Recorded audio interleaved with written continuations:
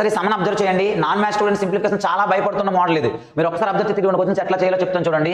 Actually 2 2 2 common గా ఉంది. ఇక్కడ డినామినేటర్ లో డిఫరెన్స్ 2 డిఫరెన్స్ 2 డిఫరెన్స్ 2 ఇట్లా ఉన్నప్పుడు జనరల్ ఫార్ములా ఏంటంటే దీనికి last term minus first term by last term into first term. ఎప్పుడంటే ఇలా డినామినేటర్ న్యూమరేటర్ ఈ యొక్క వాల్యూస్ ఇక్కడ వాల్యూస్ ఈక్వల్ గా ఉంటే మనం ఈజీగా last term minus first term by last term first term చేయొచ్చు.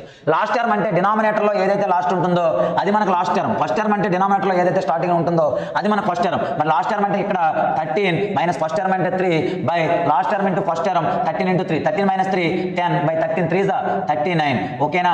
నెక్స్ట్ సెకండ్ సమ్ సేమ్ ఇట్లా చూడండి. ఇక్కడ 3 ఉంది డిఫరెన్స్ 3, 5 ఉంది డిఫరెన్స్ 5, 19 ఉంది డిఫరెన్స్ 19. ఇప్పుడు కూడా యాజ్ ఇట్ ఈస్ గా మన answer last term minus first term last term 100 minus first term by last term into first term 99 by 100. So third question మీరు కామెంట్ బాక్స్ లో మీ యొక్క ఆన్సర్ తెలియజేయండి. Thank you so much.